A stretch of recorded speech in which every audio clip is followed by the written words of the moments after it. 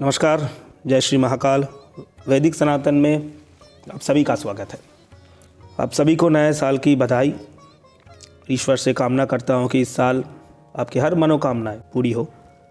तो आज मैं एक महत्वपूर्ण जानकारी आप सभी के साथ साझा करने वाला हूं। दुनिया में ज़्यादातर व्यक्ति एक विषय को लेकर बहुत ज़्यादा परेशान रहते हैं। इसी विषय में हम बात करेंगे। ये परेशानी उस व्यक्ति के जीवन में क्यों आता है। दुनिया में ज़्यादातर व्यक्ति अपने मैरिड लाइफ को लेकर चिंतित होते हैं। पति पत्नी में अनबन होता है, किसी तीसरे व्यक्ति का आगमन होता है, यानी जो अवैध संबंध है वो भी आज के दिन में एक बहुत बड़ा प्रॉब्लम है। 100 में से 70 लोग इस परेशानी में है अभी। तो मैंने बहुत स्टडी किया, बहुत सारे लोग आते हैं मेरे पास, उनका पत्रिका मैं देखता हूँ। ज़्यादातर लोग यही प्रॉब्लम लेकर आते हैं कि ऐसा मेरे जीवन में क्यों हो रहा है, सब कुछ तो ठीक ठाक चल रहा था।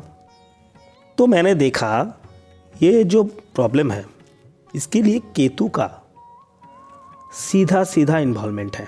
केतु बहुत हद तक जिम्मेदार है इस कारण के लिए। और अकेला केतु नहीं, राहु मंगल ये दोनों भी अपना भूमिका खूब निभाते हैं इस कार्य के लिए। तो होता क्या है, मान लीजिए आपके लगन के अनुसार केतु आपके सप्तम भाव में है। तो केतु क्या करता है, केतु आपके लगन के अनुसार जिस भाव में है उस भाव को आपसे ब्लैकआउट कर देता है। आप द्वंद्व में पड़ जाते हैं उस हाउस के रिगार्डिंग। ये क्या हो रहा है, मान लीजिए आपका केतु 5th हाउस में है। 5th हाउस किसका है, चाइल्ड का हाउस है, अर्ली एजुकेशन का हाउस है, रिलेशनशिप का हाउस है। उस क्षेत्र में प्रॉब्लम अगर वहाँ पर केतु बैठा है तो आपको उस हाउस के रिलेटेड प्रॉब्लम आए। अगर केतु सप्तम भाव में है, सप्तम भाव किसका है, बिजनेस का है, लाइफ पार्टनर का है। आपका मैरिड लाइफ सप्तम भाव से हम देखते हैं। तो अगर केतु सप्तम भाव में है तो पति पत्नी में अनबन अवश्य होगा। किसी तीसरे व्यक्ति का भी आगमन हो सकता है। मैं ये नहीं कह रहा कि सभी के साथ ऐसा हो सकता है, पर ज़्यादातर लोग 100 में से 70 लोगों के जीवन में ऐसा होता है अगर केतु सप्तम भाव में है। तो अगर इस केतु के साथ मंगल आ जाए तो ये प्रॉब्लम बहुत ज़्यादा बढ़ जाता है। मान लीजिए यहाँ पर राहु है तो अवैध संबंध होने का संभावना प्रबल है। राहु ऊंच नीच का जो द्वंद्व है वो द्वंद्व को प्रारंभ करता है। हमारे देश में बहुत सारे परिवार ऐसे हैं जो ऊंच नीच देख के शादी तय करते हैं। तो राहु क्या करता है, मान लीजिए उदाहरण के तौर पर दे रहा हूँ, मैं किसी को आहत नहीं करना चाहता, बस उदाहरण के तौर पर दे रहा हूँ। अगर मेरे बात से किसी को भी बुरा लगा तो मैं उसके लिए क्षमा मांगता हूँ। मान लीजिए एक ब्राह्मण घर की लड़की है, उसके 7th हाउस पर राहु है।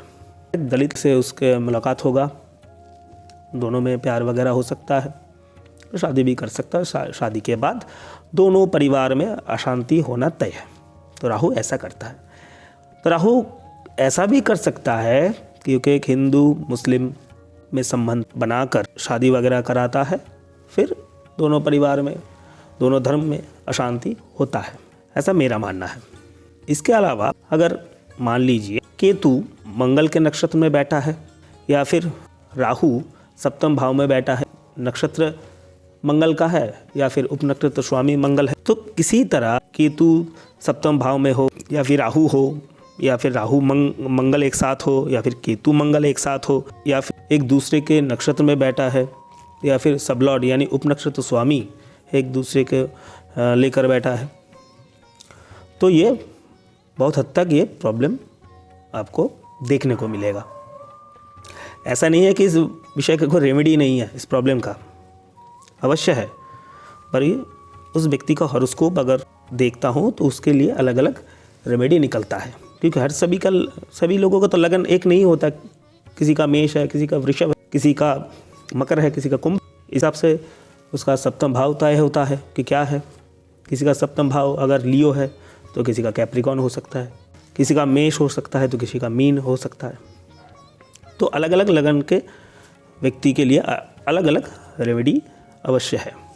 इसके अलावा एक और चीज़ मान लीजिए केतु वहाँ पर बैठा है अकेला या फिर मंगल के साथ, या फिर मंगल बैठा है वहाँ पर अकेला, या फिर मंगल के साथ राहु बैठा सप्तम भाव में, और वहाँ पर जुपिटर का अगर दृष्टि अगर पड़ता है या फिर जुपिटर वहाँ पर मौजूद होता है, जुपिटर का जो फ्रेंडली राशि अगर सप्तम भाव में है, सप्तम भाव के जो अधिपति वो जुपिटर का फ्रेंडली हो अगर होता है तो उस क्षेत्र में तो राहु केतु मंगल का जो इन्फ्लुएंस है वो बहुत हद तक कम हो जाता है, क्योंकि जुपिटर एक शुभ कारक ग्रह है, नैसर्गिक शुभ ग्रह है।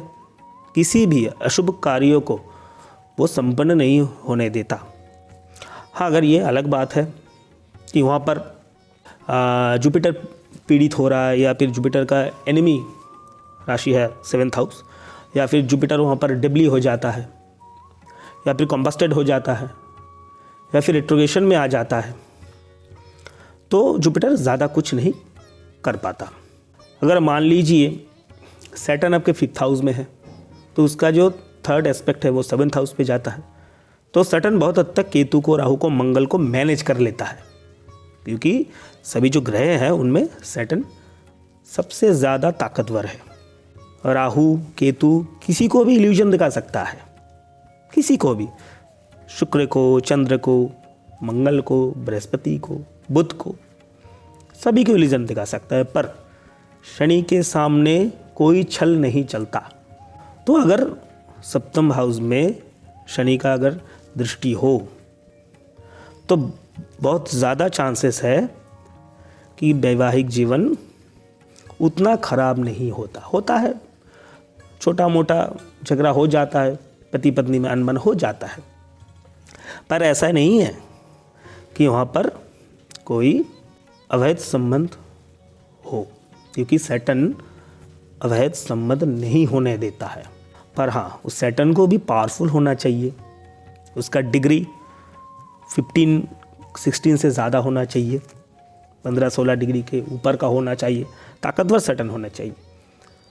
अगर सैटर्न वहाँ पर एक उच्च का हो जाता है, यानी एग्जॉल्टेशन में आ जाता है, या फिर सैटर्न खुद अपने ही राशि में बैठकर उसके सप्तम भाव में दृष्टि दे रहा है, तो बहुत बढ़िया। पर उस सैटर्न अगर किसी भी तरह से कॉम्बस्टेड हो जाए या फिर रिट्रोगेटेड हो जाए या फिर नीच का हो जाए, तो भी सैटर्न बहुत हद तक इस प्रॉब्लम को रोकने का प्रयास करता है। तो ये था आज का विषय, मैंने सोचा अब सभी के साथ शेयर करना चाहिए तो मैंने किया। अगर इस विषय को जानकर आपको अच्छा लगा है तो वीडियो को एक लाइक कीजिएगा, फ्रेंड्स और फैमिली के साथ शेयर करना मत भूलिएगा। तो मिलते हैं अगले वीडियो पर, तब तक के लिए जय श्री महाकाल।